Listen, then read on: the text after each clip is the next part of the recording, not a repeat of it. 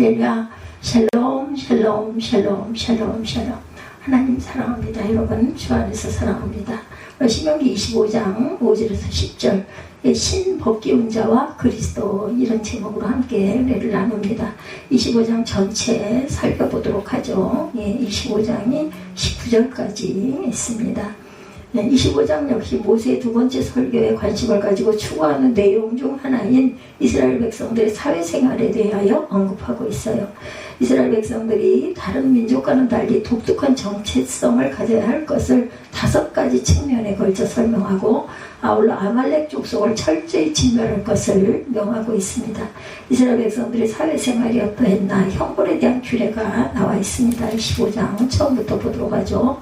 사람들 사이에 시비가 생겨 재판을 청하면 재판장은 그들을 재판하여 의인은 의롭다 하고 악인은 정죄할 것이며 악인의 태형에 합당하면 재판장은 그를 엎드리게 하고 그 앞에서 그의 죄에 따라 수를 맞추어 때리게 하라. 40까지는 때리려니와 그것을 넘기지는 못할지니 만일 그것을 넘겨 매를 지나치게 때리면 내가 내 형제를 경히 여기는 것이 될까 하노라.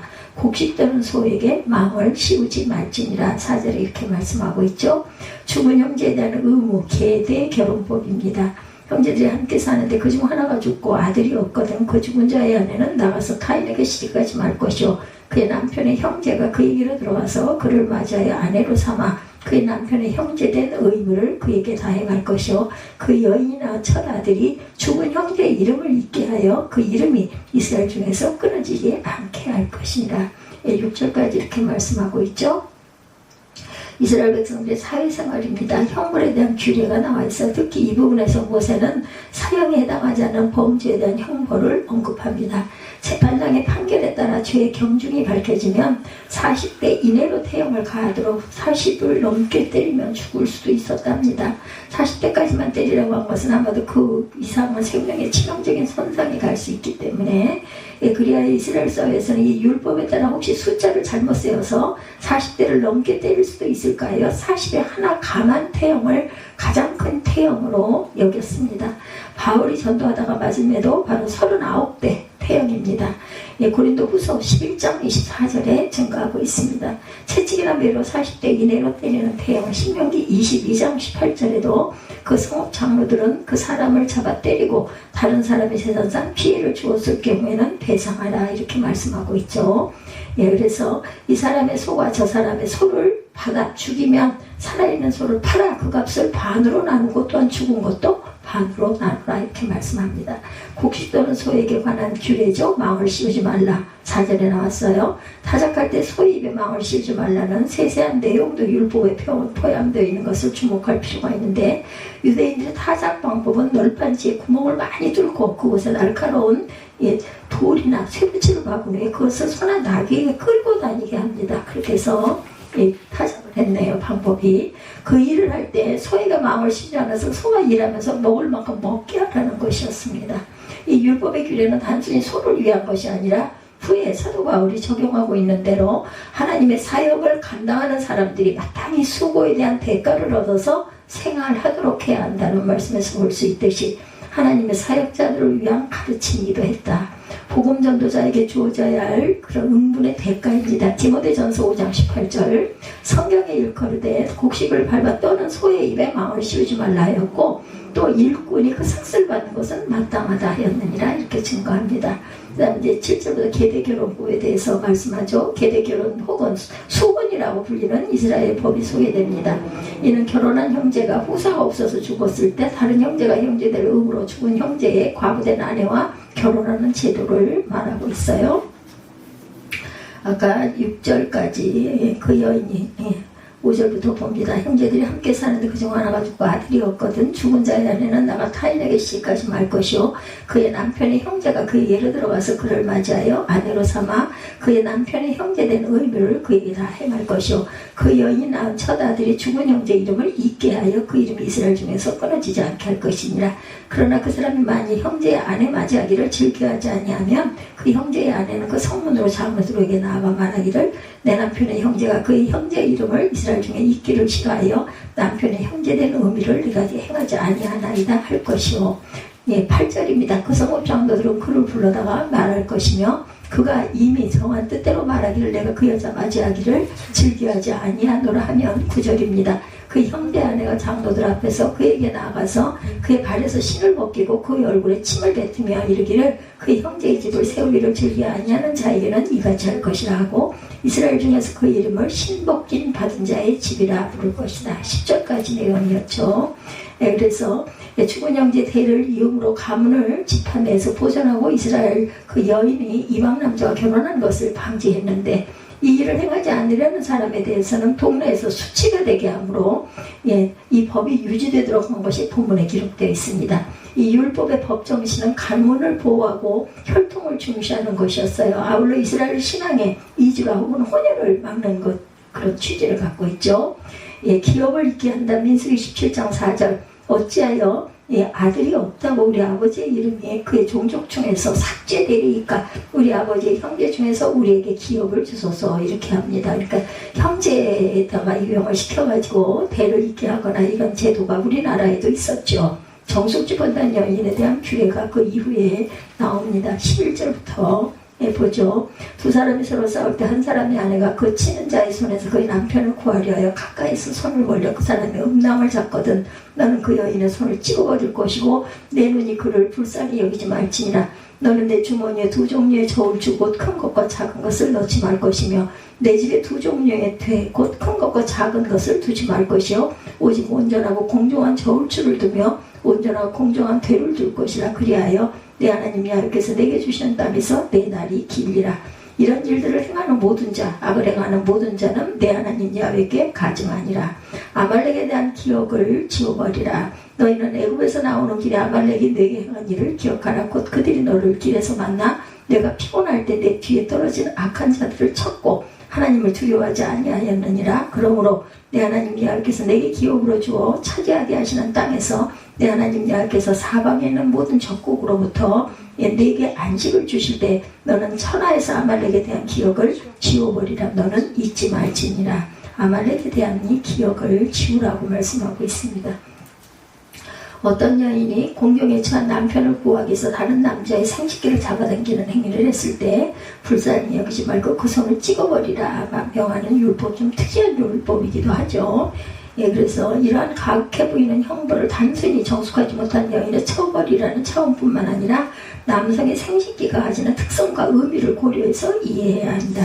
신명기 23장 1절에 신랑이 상한 자는 야훼 총에 들어오지 못한다는 율법 조항이 있어요. 그죠? 알 수 있듯이 남성의 생식기는 자손을 잇는다는 관점에서 아주 중요한 기관으로 생식 기능에 중대한 위협을 처리할 수 있는 행위를 용서하지 말라는 의미를 갖고 있습니다. 신랑이 상한 자는 야훼 총에 들어가지 못한다. 23장 1절입니다. 고환이 상한 자나 음경이 잘린 자는 야훼 총에 들어가지 못하리라.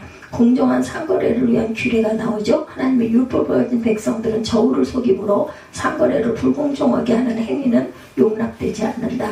부정한 도량형의 이스라엘 사회가 공의와 질서로 유지되어야 하는 상황을 극도로 혼란과 불신에 빠뜨리는 대표적인 행위였어요. 따라서 율법은 저울추를 속이지 말라고 명하고 정직한 상거래를 통해서 하나님의 축복을 약속하고 있습니다. 저울은 정확해야 한다. 레위기 19장 36절 공평한 저울과 공평한 추와 공평한 에바와 공평한 흰을 사용하라. 나는 너희를 인도하여 애굽 땅에서 나오게 한 너희 하나님 야훼니라. 속이는 저울은 가증하다. 잠언 11장 1절입니다. 속이는 저울은 야훼께서 미워하시나 공평한 추는 그가 기뻐하시느니라. 아말렉 족속을 진멸시키십니다. 아말렉의 소행을 보죠. 아말렉 족속은 이스라엘의 역사 속에서 지속적으로 악역을 맡았던 종족이었죠. 그들은 하나님의 능력으로 출애굽한 이스라엘 백성들이 광야를 지날 때 도움을 주기는 고사하고 오히려 방해하는 행동을 했어요. 출애굽기 17장 8절에서 16절에 증거합니다. 또한 그들은 광야 여행으로 지친 이스라엘 백성들을 기습해서 후미에 처진 연약한 사람들을 살육하기도 했습니다. 아말렉 족속의 그러한 행동은 하나님께 대한 도전이었고 하나님의 전능하심을 모독하는 행위였어요. 그리고 하나님의 공의의 심판을 자초한 자살행위였습니다.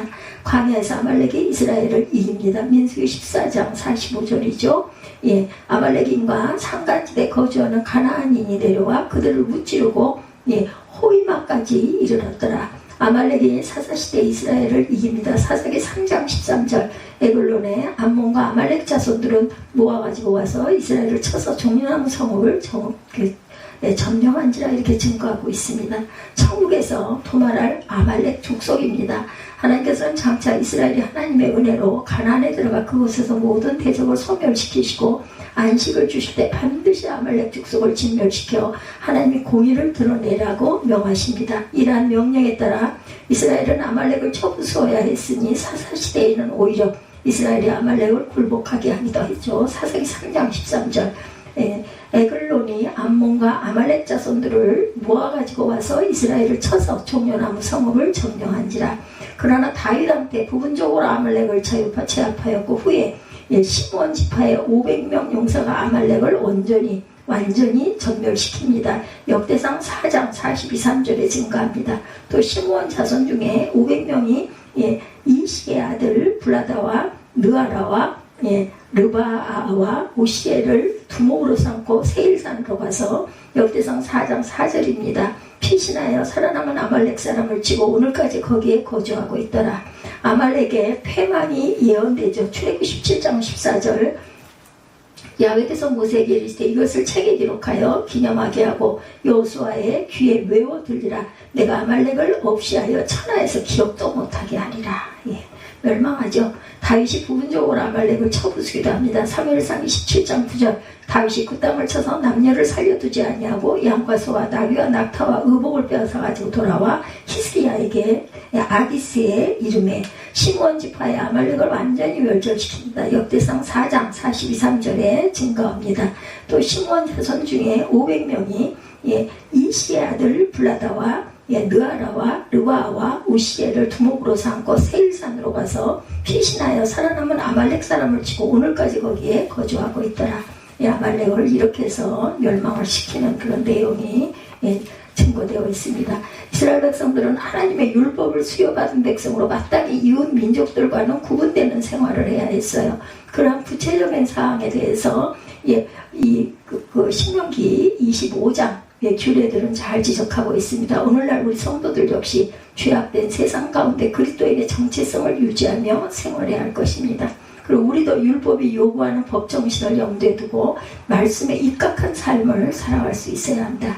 또는 하나님의 전신갑주인 구원의 확신과 말씀과 기도로 무장하는 천사들이 되어야 할 것입니다. 에베소서 6장 10절에서 20절에 증거하고 있어요. 기도로 우리가 무장하고 살아가야 되겠죠.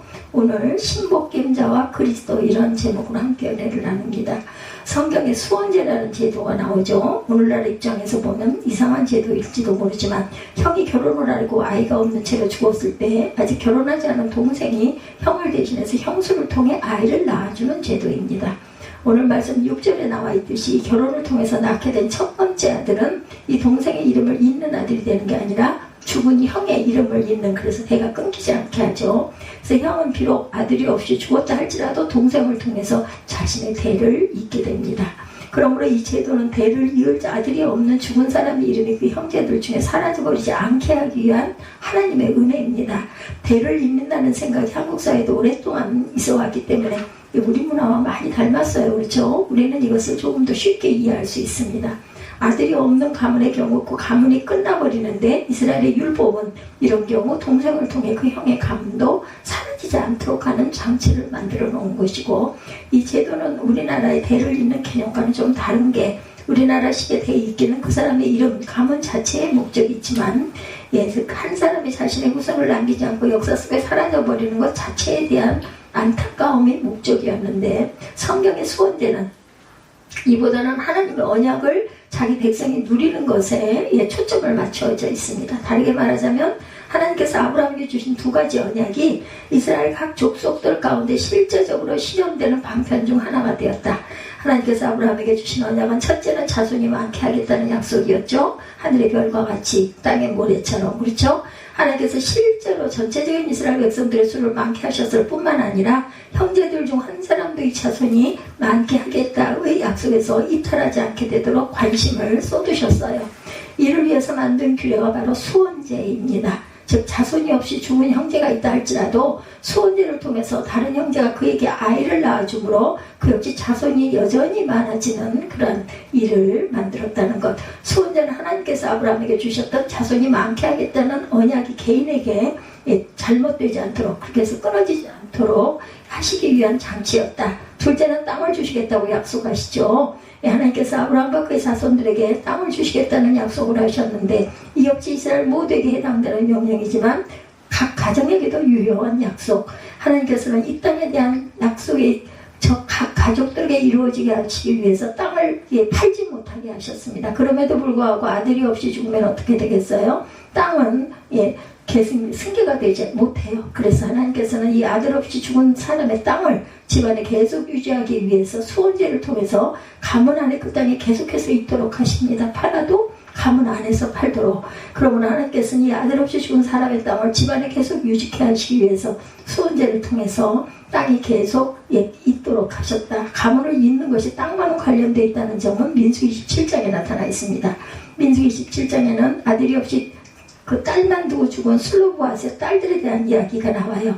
여기서 아들 없이 죽어서 이름을 잊지 못하는 것과 땅, 즉 기업 간의 밀접한 관계가 나타나는데 민수기 27장 4절에 보면 슬로보아스의 딸들이 어찌하여 아들이 없다고 우리 아버지의 이름이 그 가족 중에서 삭제되리까, 우리 아버지의 형제 중에서 우리에게 기업을 주소서, 이렇게 말하죠. 여기서 아버지 이름이 삭제되는 것과 그 가족의 기업이 사라지는 것을 도미어로 나타납니다. 즉 한 가문이 사라진다는 것은 그들의 기업이 없어지는 것과 같은 것이다, 이런 얘기입니다. 따라서 수원제는 아들이 없이 죽은 형제의 이름을 이음으로 그의 기업이 보존되게 하는 목적도 가지고 있어요. 이렇듯 하나님께서는 수원제를 통해서 하나님의 언약의 혜택이 아주 구체적으로 모든 사람에게 시행되도록 하셨다. 실제로 이스라엘 안에서 아브라함의 언약이 이루어지지 않은 사람이 없었습니다. 하나님께서는 한 형제의 이름도 이스라엘 중에 지워지지 않게 하셨고, 이것은 하나님께서 자기 백성들을 세밀하게 살피셨다는 증거가 되죠. 형제의 의무입니다. 수원제라는 제도가 이렇듯 하나님께서 자기 백성 개개인에게 언약의 혜택이 이루어지도록 하시는 은혜라는 점을 인식한다면 수원제를 거절하는 것은 거꾸로 하나님의 은혜를 거절하는 것이 된다. 오늘 말씀에 보면 이 수원제를 이행하기 싫어하는 사람에 대해서 증거하고 있죠. 그런 사람들은 어떻게 해라. 7절에서 10절까지 말씀이 우리가 오늘 설교에서 주목하여 보고자 하는데요. 이 내용에 보면 죽은 형제의 뒤를 이어 후사를 낳아야 할 사람이 7절에 형제 아내 취하기를 즐겨하지 아니할 때의 내용이 나타나죠. 수원제의 의무를 이행할 형제가 이를 이행하지 않으려 하는 이유는 이 수원제가 바탕이 되어서 쓰여져 있는 게 룻기에 보면 잘 나타나 있습니다. 룻기에 보면 보아스보다 더 서열이 빠른 기업물을 친척이 있었는데 그가 이 권리를 포기할 때 이런 말을 하죠. 나는 내 기업에 손해가 있을까 하여 나를 위하여 물으지 못하느니 나의 물을 권리를 내가 취하라. 룻기 4장 6절입니다. 이 구절에 보면 수원제의 의무를 이행하는 것이 손해를 동반한 것이었음을 알 수가 있어요.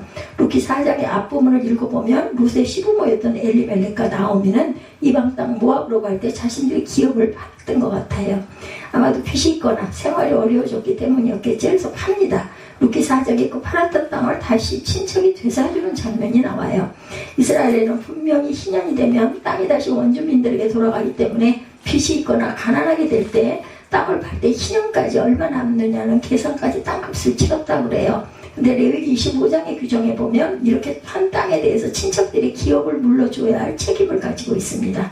레위기 25장 25절 말씀에 보면 만일 너희 형제가 가난하여 그 기업 얼마를 팔았으면 그 근족이 와서 동족에 판 것을 물을 것이요, 이렇게 되어 있어요.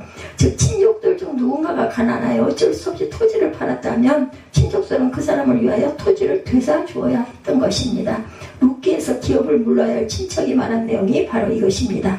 이것이 이스라엘에 주어진 율법의 규정이었음에도 불구하고 이 사람은 자기 기업에 손해가 있을까요? 물으지 않겠다, 이렇게 말을 하고, 즉 수원제를 따라 이 사람이 룻과 결혼을 하게 되면 그는 이제 룻의 집안의 대표자가 되어서 첫 번째 아들을 낳아 그 아들을 자신의 아들이 아닌 룻의 남편이었던 그 말론의 아들로 삼아야 하고, 뿐만 아니라 룻의 집안의 기업인 땅들도 룻의 남편이었던 말론의 이름으로 잇기 위하여 모두 되찾아 주어야 했어요. 실제로 기업을 물렸던 보아스가 한 말을 보면 룻기 4장 10절에 보아스가 이렇게 말하죠. 말론의 아내 모압 여인 롯을 사서 나의 아내로 취하고 그 죽은 자의 기업을 그 이름으로 잊게 하여 그 이름이 형제중과 그것 성문에서 끊어지지 않게 하며 너희가 오늘날 증인이 되느니라 이렇게 말합니다. 이것은 사실상 대단한 재산상의 손실이 아닐 수 없었던 거죠. 그래서 첫 번째 권리를 가졌던 사람은 나는 내 자산의 손해가 될 것 같으니 못하겠다라고 말한 거죠.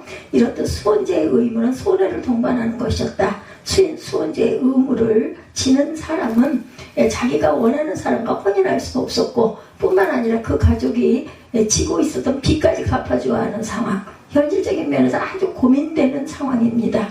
무엇을 택할 것인가? 이 점을 잘 생각해보면 우리는 수혼제의 의무를 지게 되는 형제나 친척은 반드시 둘 중에 한 가지를 선택해야 한다는 것을 알 수 있어요. 이 둘은 첫 번째 손해를 동반할지라도 하나님의 말씀을 따라 형제를 사랑하는 일과 두 번째 자신의 유익을 지키기 위해 하나님의 말씀을 따르지 않는 길입니다. 두 가지 길이 있어요. 수혼제라는 것은 하나님께서 자기 백성에게 은혜를 보여주시는 방편인데 하나님께서 자기 백성 중 한 사람에게도 아브라함의 언약이 사라지지 않음을 보여주시는 은혜의 방편인데 이 은혜를 보여주시는 방편은 사람의 희생을 통해서 나타난다는 그것을 시키는 것은 꼭 사람에게 시키시죠. 수혼제를 택한다는 것은 자신의 유익을 포기하면서까지 하나님의 은혜를 형제들에게 보여주는 손이 되겠다는 것을 의미합니다. 우리가 이 사실을 잘 기억해야 한다. 하나님께서 이스라엘 백성들 중 한 사람도 이 이름이 끊어지게 되지 않기를 원하셨고 이 한 사람의 가문도 귀하게 여기셨다는 거죠. 그러나 이 하나님의 의지는 하늘로부터 떨어지는 선물을 통해서 집행된 것이 아니라 하나님의 의지는 형제를 사랑한 또 다른 형제를 통해서 사람을 통해서 이어가고 계셨던 것. 하나님께서는 자신이 내리시는 은혜를 기적적인 방식으로 보여주시지 아니하시고 우리들이 서로 형제를 향해 사랑을 보이는 방편을 통해 나타나기를 원하십니다. 이것이 하나님의 뜻이었어요. 그러므로 우리는 자신의 희생을 통해서 세워지는 하나님의 은혜를 깊이 묵상해야 되겠다. 신앙생활, 교회생활인 것이 결국 어떤 것일까? 우리가 하나님의 백성으로 살아간다는 것은 결국 무엇일까? 그것은 결국 자기 희생이고 자기 부인입니다. 이기적인 삶을 사는 것이 아니라 하나님을 위해서 이타적인 삶을 사는 것이죠. 내가 수혼제의 의무를 져야 할 친척이 되었을 때 나는 무엇을 택했겠는가? 나는 손해를 동반할지라도 하나님의 말씀을 따라 형제를 사랑하는 쪽을 택할 것인가? 나의 유익을 위해서 자신의 말씀을 잠시 뒤로, 하나님의 말씀을 잠시 뒤로 미루고 두는 쪽을 하겠는가? 이것은 본인이 선택하게 만드셨어요. 하나님께서는 우리에게 자유의지를 주셨기 때문에 신법기운 자입니다. 오늘 말씀이 자신의 유익을 위해 자신의 하나님의 은혜를 나타내는 손이 되기를 거절한 사람에게 행한 일이 여기서 나타나죠. 9절과 10절에 보면 25장 9절 10절 봅니다. 그의 형제의 아내가 장로들 앞에 그에게 나아가 그의 발에서 신을 벗기고 그의 얼굴에 침을 뱉으며 이르기를 그의 형제의 집을 세우기를 즐겨 아니하는 자에게는 이같이 할 것이라 하고 이스라엘 중에서 그의 이름을 신 벗긴 받은 자의 집이라 부를 것이다. 의무를 네가 안 하니까 이제는 너는 권리를 다 포기해라. 침을 뱉는 거죠. 이 말씀에 수혼제를 거부한 자에게 얼굴에 침을 뱉는 일과 신을 벗기는 일을 행하라고 명령되어 있어요. 얼굴에 침 뱉는 것이 무엇을 의미하는지 여러분들 아시겠죠? 우리 문화에도 모욕의 표현입니다. 침 뱉는 거, 상대방의 얼굴에. 민수기 12장에도 그의 아비가 그의 얼굴에 침을 뱉을지라도 그가 7일간 부끄러워하지 않겠느냐 이렇게 말씀하고 있어요. 침 뱉음을 당한다는 것은 부끄러워 모욕적인 일을 당하는 것입니다. 욥기 17장과 30장에도 보면 사람들이 욥을 모욕하면서 욥의 얼굴에 침을 뱉어요. 그리고 성경에는 예수께서도 침뱉음을 당하고 계셨어요. 그렇죠? 그래서 침을 뱉는 것은 모욕의 의미, 이스라엘에게 자신의 이익을 위해서 수혼제의 의무를 이행하지 않는 사람은 모욕당해야 한다는 것을 말씀하는 것이고 더 중요한 것은 신발을 벗기는 일, 신을 벗기는 일이 중요한데 이후에 이 사람의 이름을 침뱉음을 당한 자라고 부르지 않고 신 벗기운 자의 집이다 이렇게 부릅니다. 10절의 말씀이죠. 수혼제의 의무를 이행하지 않는 사람은 신 벗기운 자이다. 신을 벗긴다는 것은 무엇을 의미해요? 신을 벗긴다는 것은 성경에 나타나 있는 우리가 가장 익숙한 본문 출애굽기 3장 여기서 하나님은 호렙산 가시 떨고 불꽃 앞에 모세에게 너희 선 곳은 거룩한 땅이니 내 발에서 신을 벗으라 이렇게 말씀하시죠. 이 구절에서 신 벗는 이유에 대해서 많은 사람이 당시 문화에 맞춰 이것을 해석하려고 했는데 많은 사람들이 성경을 해석할 때 성경 내에서 이 이미지가 어디에서 나타나는지를 찾지 않고 외부적인 데서 많이 찾았다고 합니다. 많은 설교자들이 당시에는 노예가 신발을 벗고 다녔기 때문에 노예처럼 자신을 낮추라는 의미다, 겸손하는 의미라고 해석하고 설교했는데, 이런 식의 해석은 성경 자체에서 나온 것이 아니죠. 성경에는 신을 벗은 것은 여전히 전혀 노예와 연관되어 있지 않습니다. 이런 해석은 단지 고고하게 의존한 것일 뿐 성경 자체 해석이 아니다. 노예가 신을 벗고 다녔다는 것은 고고학적 발굴의 증거일 뿐이라고 합니다. 이 고고학적 발굴이 틀린 것이거나 이후에 노예도 신을 신고 다녔다는 증거가 새로 나온다면 그것이 또한 틀린 답이 되겠죠. 그러면 성경은 또 새로 해석해야 할 것입니다. 그러므로 신을 벗는다는 것은 무슨 의미일까를 알려면 성경 안에 신 벗는 것이 무엇을 의미하는지 대해서 해당 본문을 찾아보아야 맞습니다. 성경에서 신을 벗는 대표적인 본문들이 출애굽기의 본문과 오늘 말씀 신명기 또한 룻기의 말씀입니다. 출애굽기를 통해 성경은 신을 벗은 것을 노예제도나 자신을 낮추는 것과 연관시킨 것이 아니라 거룩한 것과 연관을 시켰다는 것을 알게 돼요. 호렙산 가시떨기 불꽃 앞에서 모세가 신을 벗어야 했던 이유는 그 땅이 거룩한 곳이었기 때문입니다. 즉 사람은 거룩한 땅에서 신발을 벗어야 합니다. 즉 맨발로 땅을 디뎌야 이것이 성경이 말씀하고 있는 신을 벗은 이유, 거룩한 곳이기 때문에. 그럼 우리는 이렇게 말할 수 있겠죠. 사람은 거룩하지 않은 땅에서는 신발을 그러면 신어야 하고 거룩한 땅에서는 신발을 벗어야 하는데 이 규칙이 무엇을 말해주는 것이겠는가. 레위기의 음식 규례에 보면 음식법 규례와 관해서 레위기의 음식 규정이 나타나고 있는 의미에 대한 그 내용을 보면 여기서 음식 규례가 보여주는 제일 중요한 요소 거룩이었습니다. 이스라엘 백성들이 음식 규례를 통해서 깨달아야 했던 것은 세상과의 접촉이 동물들을 부정하게 한다는 점이었어요. 짐승 즉 정결한 짐승은 굽 위에 올라서서 땅과 직접적인 접촉을 하지 않은 동물들, 물고기들, 정결한 것들은 비늘이 있어서 물과 직접적으로 접촉을 하지 않습니다. 곤충들 좀 정결한 것은 뛰는 다리가 있어서 땅과의 접촉을 금하는 것을 보여주는 것들. 여기서 중요한 것은 거룩이란 세상과의 접촉을 피하는 것이라는 점입니다. 즉 세상과 접촉, 맞닿는 것은 동물, 새, 물고기, 곤충들은 부정하다. 그러면 다시 신발의 기능에 대해서 생각을 하죠. 신발은 부정한 세계인 땅과 이격시켜주는 역할을 합니다. 신발은 마치 소의 발굽처럼 땅과의 직접적인 접촉을 막는 역할. 그러면 모세가 당한 상황은 어땠는가? 모세는 가시떨기 앞에서 신발을 벗었어야 했겠는가? 하나님께서 말씀하세요. 이것은 거룩한 곳이니 신을 벗어라. 그것은 거룩한 곳이기 때문에 신을 벗어야 했던 것이고, 말씀은 땅이 거룩하게 되었을 때 비로소 사람은 신발을 벗을 수 있고 일반 세계에서는 신을 신어야 한다는 것을 가르친다는 것. 그래서 부정해지지 않는다는 것, 음식법에서 땅과 접촉하는 짐승들이 부정한다는 것을 보여주는 것처럼 하나님께서는 특별히 임재하시는 특별한 거룩한 땅 외에서는 사람은 항상 신발을 신어야 한다. 그래야 부정해지지 않는다라는 것이에요. 그래서 성경에서 벗은 발로 땅을 디디는 것은 그 나라가 망하였음을 보여주는 표준입니다. 예를 들어서 사무엘하 15장 30절에 보면 다윗이 압살롬의 반역으로 인해 쫓겨나고 있을 때 어떻게 했어요? 다윗이 감람산 길로 올라갈 때 머리를 가리우고 맨발로 울며 행하고 저와 함께 가는 백성들도 각기 그 머리를 가리우고 울며 올라가니라. 사무엘하 15장 30절에 이렇게 증거합니다. 이사야 20장에도 보면 애굽이 망할 것을 보여줄 때 이사야는 벗은 몸과 벗은 발로 이것을 예언하죠. 곧 그때 여호와께서 아모스의 아들 이사야에게 일러가라사대 갈지어다 내 허리에서 배를 끌고 내 발에서 신을 벗을지니라 하시매 그가 그대로 하여 벗은 몸과 벗은 발로 행하니라. 여호와께서 가라사대 너희 종 이사야가 3년 동안 벗은 몸과 벗은 발로 행하며 애굽과 구스에 대하여 예표와 기적이 되게 되었느니라. 이와 같이 애굽의 포로와 구스에 사로잡힌 자가 아수르 왕에게 끌려갈 때 젊은 자나 늙은 자가 다 벗은 몸, 벗은 발로 볼기까지 드러내어 애굽의 수치를 보이리니 그들이 그 바라던 구스와 자랑하던 애굽을 인하여 놀라고 부끄러워할 것이라 이렇게 말씀합니다. 성경을 통해 볼 때 벗은 발로 땅을 디디는 것은 그가 부정해졌음을 거룩하지 아니함을 보여주는 것이다.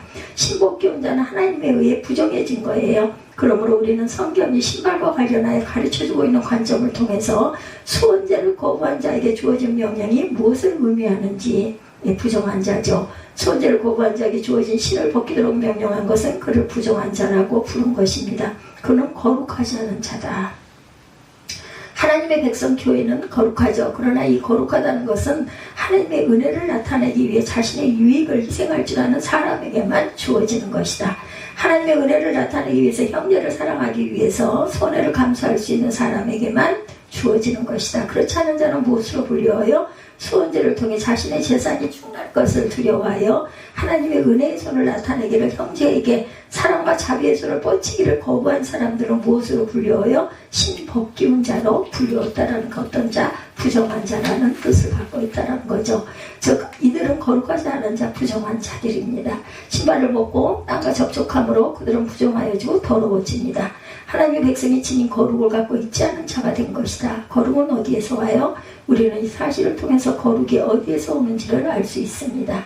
거룩은 하나님의 말씀에 대한 순종에서 온다는 것. 우리가 하나님의 말씀을 따라 우리의 유익을 손해보려고 하지 않을 때 우리는 정결하지 않은 자, 신법기운, 신벗은 자가 될 것이다. 하나님 나라에서는 하나님의 말씀보다 자신의 욕심이나 주장이 앞설 때 책망을 받아요. 거룩이 어디에서 와요? 이는 하나님의 은혜를 나타내기 위해서, 형제를 사랑하기 위해서 자신의 손해를 기꺼이 감수하는 데서 온다. 이것이 바로 순종입니다. 기업 물음자 보아스, 우리들 잘 알죠? 룻기에 보아스는 자신의 손해에도 불구하고 수원제의 짐을 지기로 결심을 하죠. 아까 읽었던 구절에서 나왔듯이 그는 그 아들이 자신의 아들이 되지도 아니하고 그 기업이 자신의 기업이 아님에도 불구하고 룻과 결혼함으로 그녀의 집안에 아들을 낳아주고 그녀의 집안에 기업을 물어줍니다. 말론의 아내 모압 여인 룻을 사서 그의 아내로 취하고 그 죽은 자가 기업을 그 이름으로 있게 하여 그 이름이 그 형제 중과 그와 소문에서 끊어지지 않게 하며 너희가 오늘날 증인이 되었느니라. 이렇게 증거하고 있습니다. 보아스의 역할은 우리에게 수원제의 핵심이 가장 중요한 사실을 보여주고 있어요. 보아스는 사사시대 사람이죠. 하나님의 백성들이 하나님을 배반하고 죽음에 처해있던 상황을 살아왔던 사람이에요. 이스라엘 백성들의 상태는 어땠어요? 그들은 마치 나오미 집안과 같았습니다. 하나님을 거부했기 때문에 소망이 끊어져 버리고 하나님의 약속도 잃고 약속의 땅도 잃어버렸어요. 근데 그들의 태도는 어땠어요? 마치 기업 무르기를 거부한 친족과 같았죠. 이스라엘은 자신들의 남편 하나를 잃어버리고 소망이 없는 가운데 있었음에도 불구하고 수원제를 통해 그것을 회복하려 하지 않았다.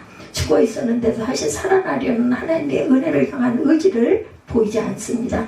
그들은 각자 자신의 살기에 바빠서 하나님의 은혜 따위는 보이지도 않았던 거죠. 저마다 자신의 손에 급급하면서 하나님께로 돌아오려고도 하지 않습니다. 이런 암울한 상황에 누가 이스라엘의 집을 구출해 주겠는가? 누가 수원제를 통해서 이 명맥을 끊어버린, 소망을 상실해버린 이스라엘의 집안을 세울 수 있었겠습니까?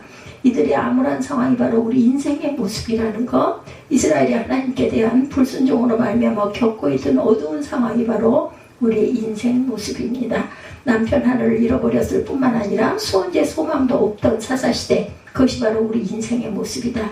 형제로서 우리를 대신하여 빛을 갚으신 그리스도이십니다. 이때 룻의 가족을 구원한 보아스, 수원제를 통하여 그 소망 없던 가정을 다시 살게 한 보아스야말로 우리 주 예수 그리스도의 모습입니다. 보아스는 성경에서 단지 한 가정을 소생케 해주는 위인으로 제시되지 않습니다. 보아스는 남편도 잃어버리고 살아갈 소망도 없었던 이스라엘 집에 수원제를 통하여 대신 남편이 되신 우리 주 예수 그리스도를 예시하고 있다. 우리 주 예수 그리스도는 과연 보아스처럼 우리 형제 중 한 사람으로 우리들의 참된 남편이 되셨고, 우리 주 예수 그리스도 과연 그런 우리 죄로 말미암아 사사시대 이스라엘처럼 남편 잃은 과부가 되었을 뿐만 아니라 동시에 신벗은 자가 되었어요. 하나님의 은혜로부터 이탈했을 뿐만 아니라 다시 하나님께 회복될 방법도 없는 자가 된 것이다. 그러나 우리 주 그리스도의 우리를 위하여 손해를 감수해야만 하는 기업 물을 자가 되심으로써 우리를 암울함에서 구출해 주시죠. 그러므로 우리는 남편 되신 그리스도를 굳게 붙들고 가야 합니다. 오늘 말씀을 통해서 우리는 몇 가지 교훈을 얻어요. 하나님은 수원제를 통해 하나님의 은혜는 우리의 손해를 감수한 자세에서 나온다는 점을 알려주셨고, 우리는 하나님의 자녀이기 때문에 손해를 감수하는 상황 속에서도 형제 사랑을 보여주어야 한다. 그리고 이 수원제 규례는 이것을 자신의 이익을 위해 저버리는 자를 거룩하지 못한 자, 교회의 기본적인 속성에 거룩을 갖추지 못한 자라고 말씀하고 있음을 보여줍니다. 이를 경계로 삼아 참된 거룩으로 우리는 나아가야 되겠죠. 그리고 마지막으로 그리스도께서 우리의 참된 수호자 남편이 되셨기 때문에 이 남편을 통해 우리는 다시금 하나님의 기업을 회복할 수 있게 되어야 할 것이다.